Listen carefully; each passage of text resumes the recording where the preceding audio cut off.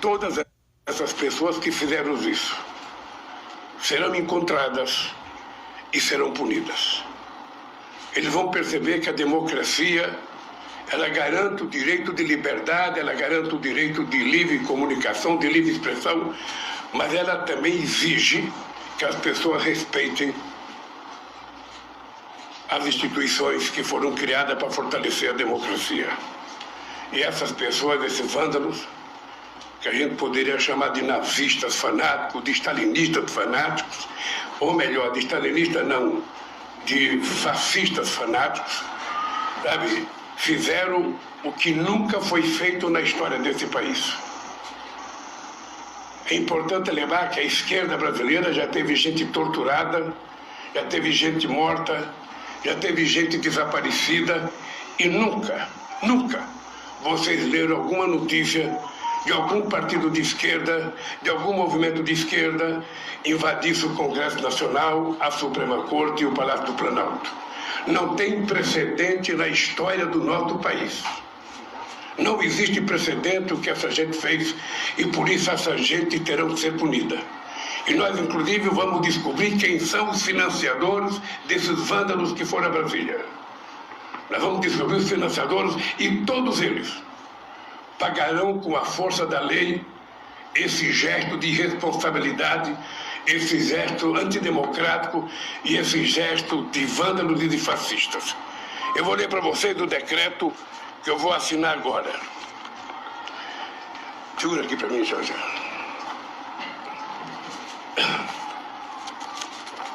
Decreto a intervenção federal no Distrito Federal com o objetivo de pôr termo ao grave comprometimento da ordem pública nos termos em que especifica.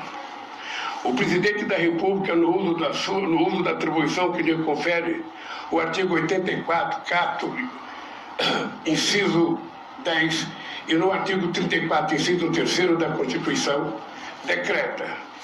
Artigo 1º. Fica decretada intervenção federal no Distrito Federal até dia 31 de janeiro de 2023. A intervenção de que se trata o caput se limita à área de segurança pública, conforme o disposto no artigo 117-A da Lei Orgânica do Distrito Federal. Parágrafo 2º. Artigo 2º. Parágrafo 2º. O objetivo da intervenção é pôr termo a grave comprometimento da ordem pública do Estado no Distrito Federal, marcada por atos de violência e invasão de prédios públicos. Artigo 2º. Fica nomeado para o cargo do interventor Ricardo Garcia Capelli, que é o secretário executivo do Ministério da Justiça. Artigo 3º. As atribuições do interventor são aquelas necessárias às ações de segurança pública, em conformidade com os princípios e objetivos previstos no artigo 117-A da Lei Orgânica do Distrito Federal.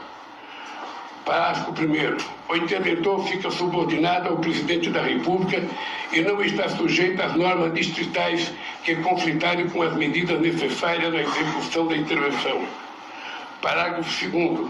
O interventor poderá requisitar, se necessário, os recursos financeiros, tecnológicos, estruturais e humanos do Distrito Federal afetos ao objeto e necessários à consecução do objetivo da intervenção. Parágrafo 3º.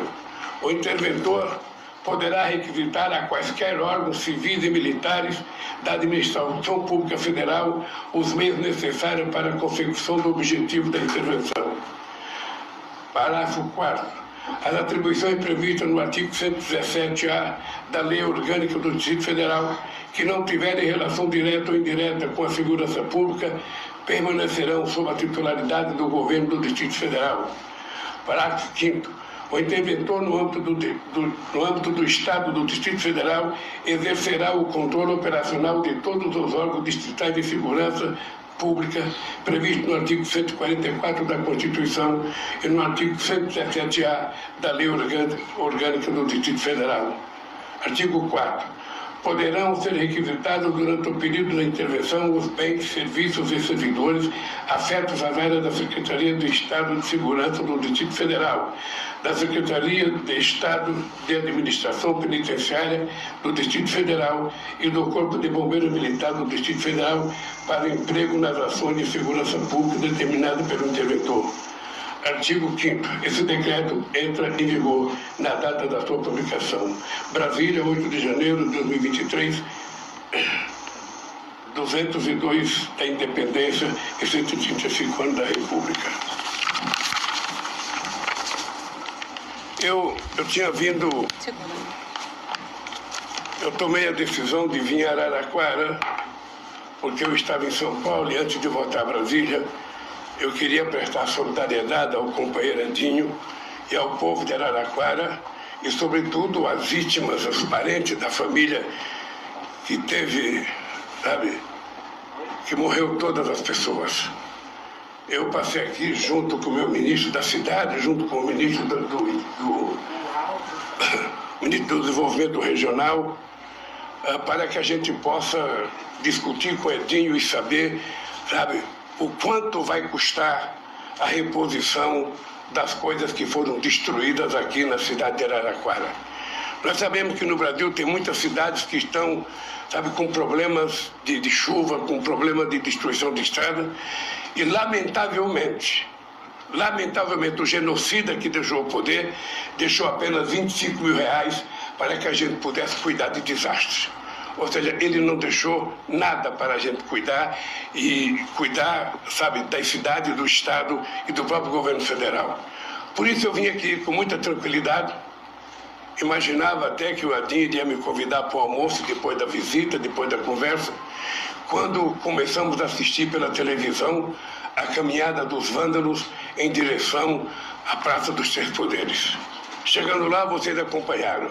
Eles invadiram, quebraram muitas coisas e, lamentavelmente, quem tem que fazer a segurança do Distrito Federal é a Polícia Militar do Distrito Federal, que não fez. Houve, eu diria, sabe, incompetência, má vontade ou má fé das pessoas que cuidam da segurança pública do Distrito Federal. Não é a primeira vez. Vocês vão ver nas imagens que eles estão guiando as pessoas na caminhada até a Praça dos Três Poderes. No dia 30, quando houve a minha diplomação, vocês viram aquele quebra-quebra em Brasília à noite, a Polícia Militar de Brasília estava guiando eles e vendo eles tocar fogo em ônibus e não fazia absolutamente nada. Esses policiais que participaram disso não poderão ficar impunes e não poderão participar da corporação porque não são de confiança da sociedade brasileira. Eu espero que a gente, a partir desse decreto, a gente possa não só cuidar da segurança do Distrito Federal, mas garantir de uma vez por todas que isso não se repetirá mais no Brasil. É preciso que essa gente seja punida de forma exemplar. Que essas pessoas sejam punidas de forma a que ninguém nunca mais ouse, com a bandeira nacional nas costas, ou com a camiseta da seleção brasileira, para se fingirem de nacionalistas, para se fingirem de brasileiros, façam o que eles fizeram hoje. Isso nunca tinha acontecido. Nem no auge da chamada luta armada nesse país, nos anos 70, houve qualquer tentativa de qualquer grupo fazer qualquer quebra-quebra na Praça dos Três Poderes, no Palácio do Presidente, no Palácio da Justiça e na Câmara dos Deputados. Eu vou voltar para Brasília agora, vou visitar os 3 palácios que foram quebrados e pode ficar certo que isso não se repetirá e nós vamos tentar descobrir quem financiou isso, quem pagou os ônibus, quem pagava estadia, quem pagava churrasco todo dia, e essa gente toda vai pagar. E também da parte do governo federal. Se houve omissão de alguém no governo federal que facilitou isso, também será punido. Nós não vamos admitir. Vocês sabem que eu perdi eleições em 89, eu perdi eleição em 94, eu perdi eleição em 98. E em nenhum momento vocês viram qualquer militante do meu partido, qualquer militante de esquerda, fazer qualquer objeção ao presidente da República eleito. Esse genocida não só provocou isso, não só estimulou isso, como, quem sabe, está estimulando ainda pelas redes sociais, sabe, que a gente está sabendo lá de Miami, onde ele foi descansar. Na verdade, ele fugiu para não me colocar a faixa, e é muito triste depois da festa democrática do dia 1º. A festa mais importante da posse de um presidente da República na história do presidencialismo no mundo inteiro. Nunca o povo trabalhador, os catadores de papel, os índios e as pessoas negras desse país colocaram a faixa no pescoço de um presidente da República. Pois no dia 1º eles colocaram. Essa gente já estava em Brasília. E essa gente teve medo de descer a Brasília com medo da multidão que estava lá para a posse. E aproveitaram o silêncio de um domingo, quando a gente ainda está montando o governo, para fazer o que eles fizeram hoje. Todo mundo sabe que tem vários discursos do ex-presidente da República estimulando isso. Ele estimulou a invasão na Suprema Corte, estimulou a invasão, só não estimulou a invasão no Palácio, porque ele estava lá dentro. Mas ele estimulou a invasão nos 3 poderes sempre que ele pôde. E isso também é da responsabilidade dele. Isso é da responsabilidade dos partidos que sustentam ele, e tudo isso vai ser apurado, sabe, com muita força e com muita rapidez. Eu quero agradecer a vocês, porque eu vim aqui para outra coisa, e vou deixar aqui depois os meus ministros aqui para falar com vocês. Já conversaram com o Edinho o que o governo federal pode fazer para que a gente possa recuperar, sabe, essa cidade maravilhosa chamada Morada do Sol. Eu quero, Edinho, dizer para você que eu vou quarta-feira receber o governador do estado em Brasília. E eu vou falar com ele que agora é a hora da gente provar que o antifederatismo precisa funcionar. A prefeitura vai utilizar o dinheiro que ela pode utilizar, o Estado precisa colocar dinheiro e o governo federal colocar dinheiro, porque o povo de Araraquara paga imposto, e esse imposto vai para São Paulo, vai para o Brasil, e a gente deve devolvê-lo em forma de benefício para recuperar os prejuízos que a natureza causou. E é importante lembrar, quando alguém hoje achar que a questão climática é uma coisa menor, que a questão climática é uma coisa, sabe, de estudante, que é uma coisa de esquerdista, que é uma coisa de Partido Verde, não.